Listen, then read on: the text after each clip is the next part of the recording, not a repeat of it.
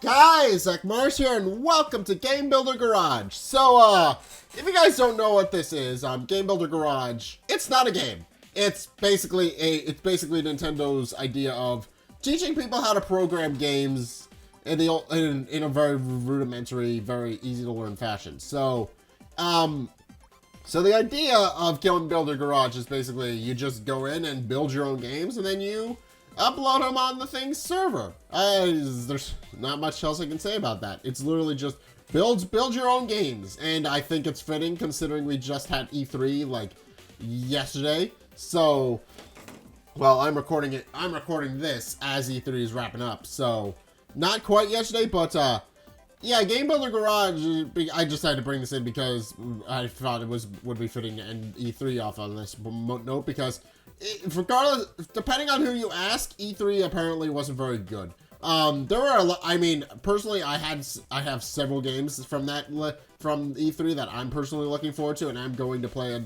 the channel at some point in the near future. But not everybody feels the same way I do. In fact, depending on who you ask, Nintendo is basically the only one who actually had a good presentation. So, but yeah, I'm just gonna try and show you guys what this is because, well, I think it's relevant because E3 just rolled around, and obviously people are going to want to try and one-up everybody in the development section. But even in this game, just kind of shows that it's not as easy as you think. So, in any case, interactive lessons, and let's just get into it.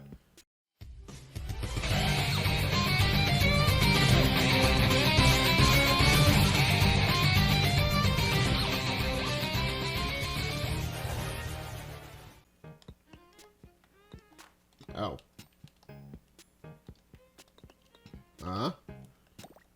Oh. Log?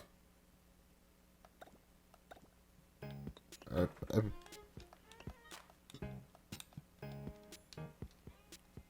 I'm supposed to be able to jump, right?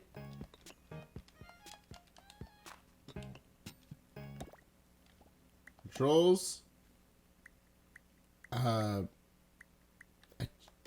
This should be working, right?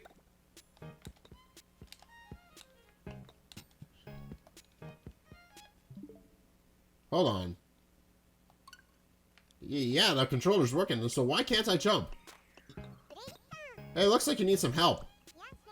What's with that weird look? Oh yeah, talking doc, kind of strange. Got it. I should introduce myself. You can call me Bob. Glad that's out of the way. Let me just say, I understand your frustration. You can't finish this simple game, right? You can't jump by pressing... Oh, okay, so that was indeed intentional. Alright. You can't jump by pressing B, so you can't reach the apple. But there's a good reason for all that. You see, the thing is, this game is still under construction. The way it is now, you'll never be able to beat the game, no matter how many times you try and jump. In situations like this, I like to say, don't get mad, get programming, but I'm getting ahead of myself. We need to do a deep dive into this game to wrap things up. We need to peek behind the curtain, so to speak. So, why don't we go to do that right now? Okay, that's how we do it. Could you press this? Alright, now we can... Oh, this is our Bob. Good to see you, dear. Hey, Bob. Woohoo, hi, Bob. Boing.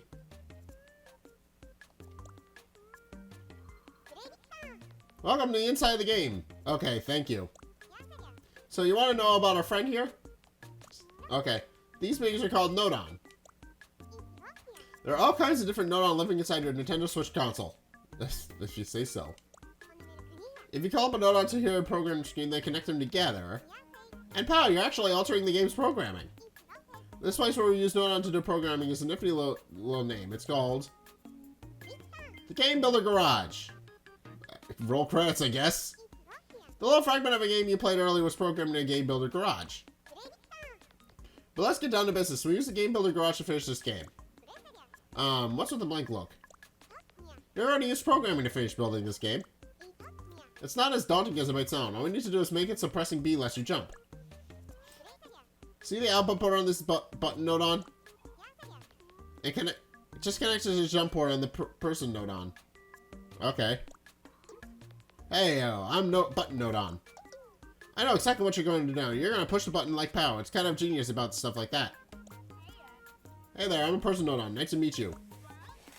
You saw the little character on the game screen, right? How about that character there? And I help it move around. Now hold down A and move the... Okay. This is just to teach people... Okay.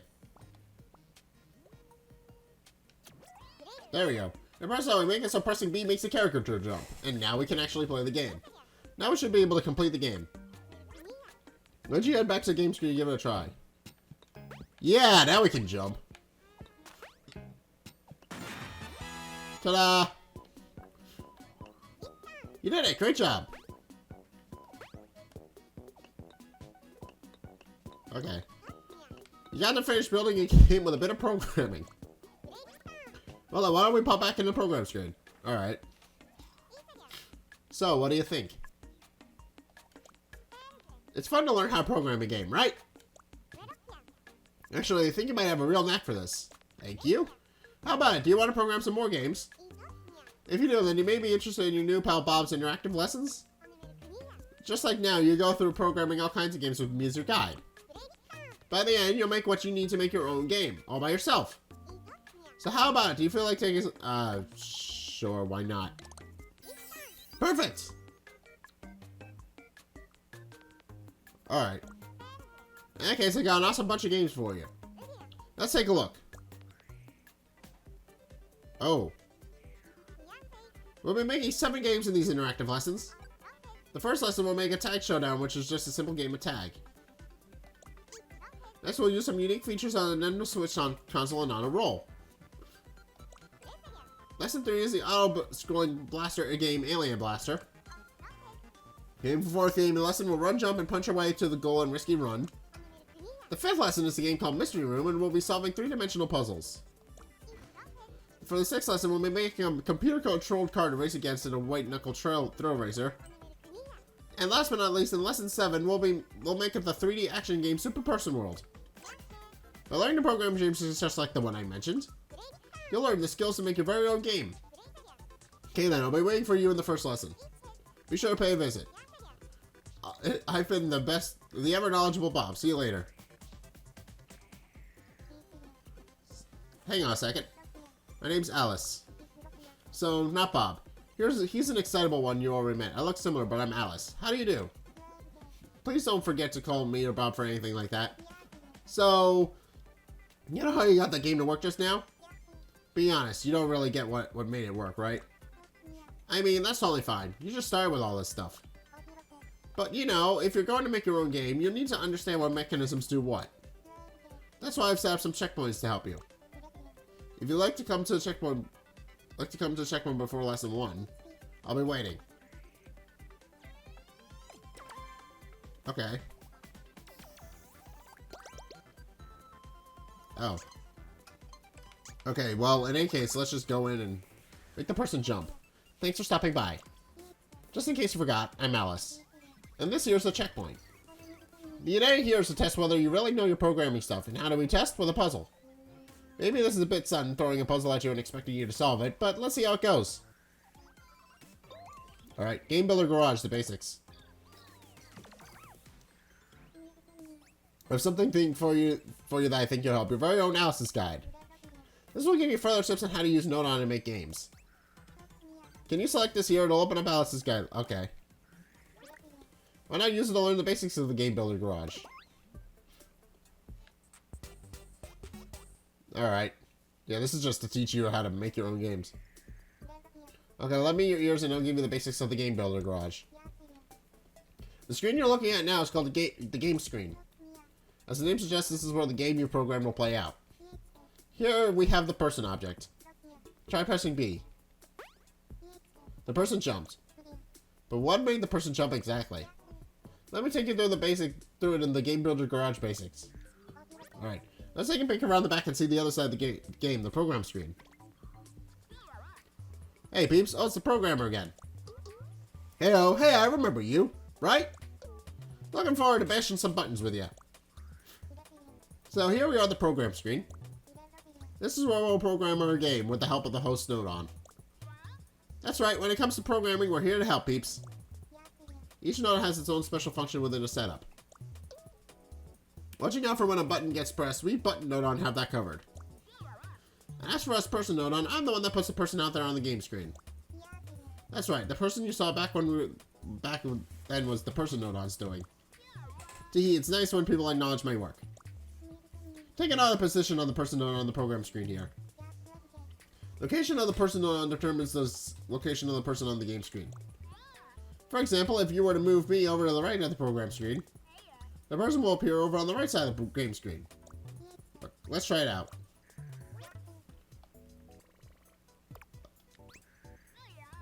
Oh, I've moved. How do you think that looks on the game screen? Alright. Okay, now I'm over here. Alright, so take note, the program screen is the place where we position things that appear on the game screen, like objects or characters. Okay, head back to... Okay. The only thing I know about the program screen is that you can scroll to find more space. I disabled the scrolling before, though. I thought it might have made things confusing. Now if scrolling is enabled, try moving L to push the pointer outside the screen. Oh, I see. Oh, this is huge.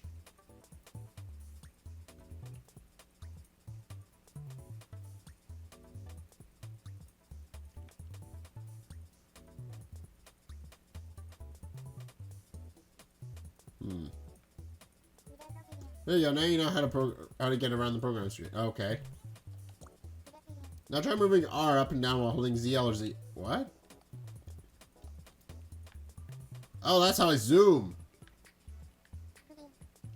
This is another way to zoom in or out. I thought it might be confusing to get the screen was moving around here in my guide, so I disabled it. But I think this feature will really come in handy when you're building your own games. Okay, let's put the screen back to how it was before. Okay, all done. Back to the main topic. I want to tell a person about how to make the person jump. You remember pressing B made the person jump when we were on the game screen. Hey, that was my doing. I'm connected to the button node on, see? These lines here represent the connections, right? Okay. You linked them up a while back, right? Watch out for anyone pressing B. I've got you covered. Anyone presses B and I immediately send signal to the person node via the connection. Thanks for handling that. To understand the signal, try thinking of a very simple message that passes along a wire. Now pay attention to exactly what part of me is connected to the button node on. You see where it says jump? When I get a signal at my jump port, that's my cue to make the person jump on the game screen. Simple, right? Because we work together, the person jumps when you press B. Now allow me to sum it up. The button node on's job is to keep watch for B being pressed. And when B is pressed, the button node on sends a signal from its output port. When the signal arrives at the person node on's jump port, the person node on makes the person jump. It's easy when you know how. Remove the connection between the node on and see what happens. Right?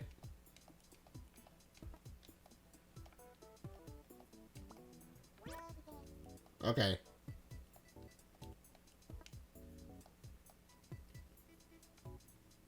Alrighty. Well, if it would let me do the thing.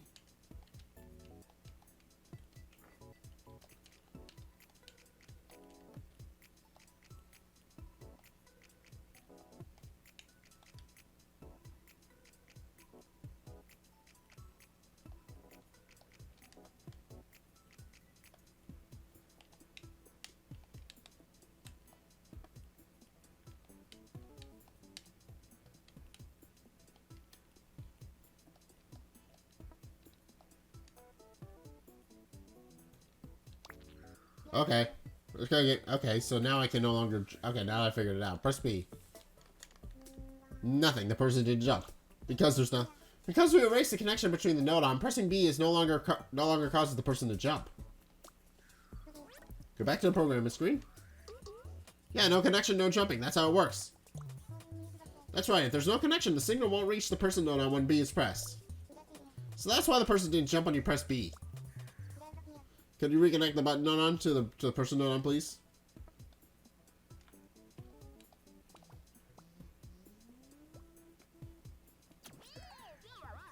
Oh, there it is. I'm getting a signal from the button node on again. Connecting node on together is one of the most important parts of a Game Builder Garage. In fact, I say it's the most fundamental aspect of working with node on, so remember that. Okay, let's check it out on the game screen. Okay, now I can jump again. On the other side, the node on are toiling away to make the program work. Once you understand how things work in the background, you really start to look at them differently, huh? That's what makes programming fun. Okay, back to the program screen. Hey, you remember us, don't you?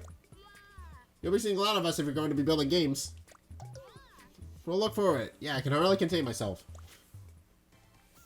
Alright. Did you get the hang of the Game Builder Garage basics? Then could you press B to close the Alice's Guide list button? Okay. Now I'm going to test your knowledge on the basics with a puzzle challenge. Okay, go here and... Okay. Make the person jump. Okay. Okay, I gotta... Welcome to puzzles. Here's where I'll be putting you through your paces with some puzzles to make sure you grasp the basics of Game Builder Garage. To clear the puzzle, you need to make the person collect the apple. How are we going to get it? I wonder. As things are, there's nothing you can do to make the person move. You'll need to make the change if you want to get that apple. In fact, you need to do some programming all by yourself. Okay, the other program screen. Keep in mind, you can't just edit whatever you feel like in the puzzles. The only way you'll be permitted to solve this particular problem is by connecting the button node on and the person node on. So how do you think you can help the person get the apple? When you think you've made the necessary change, head over to the game screen and test it out. If that doesn't work, just head back to the program screen and try again. Okay, give it your best shot. Okay, I know what I'm doing. There we go.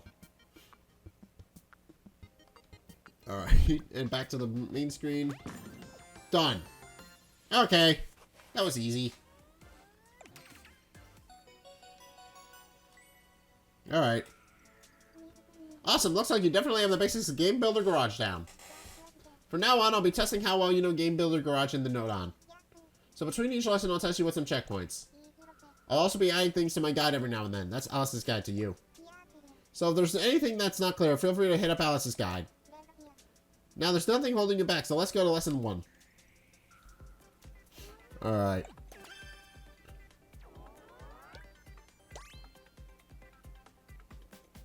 Alright, well, now that we've done that, though, I think I'm gonna leave it here, because, so yeah, this entire thing is just to show how games actually, well, not necessarily how games work, but rather a more simplistic take on showing people how games work, how you have to show people how to it shows people how to code their own game so that they can actually make whatever kind of games they want, which is fun! It's a fun little idea. There's a couple of lessons, but you definitely, but yeah, and I'm not gonna show them all off because I got other things I need to go record. But long story short, this episode was just a showcase. Yeah, you can make whatever games you want in here. And considering E3 just rolled around and people are probably like, why were the games not up to their standards? I figured it was like, no, game development's not as difficult. So. And I don't expect people to understand that based on playing this and technically not a game. But I do want to at the very least point out that game development, that if you can figure out game development, and this is a great way to actually get started on that by just kind of learning the basics of how to make characters move, and you can make your own games in here. And hopefully one day people will be able to graduate to the real thing and actually be able to code their own games and realize it's not as easy as it looks. So, in any case, yeah, I think that's going to do it for my episode on Game Builder Garage. Thank you guys so much for watching. If you enjoyed, be sure to like, comment, and subscribe. Also, be sure to follow me on Twitter in the description below. Be sure to check out my Patreon in the description below as well if you want to help support me.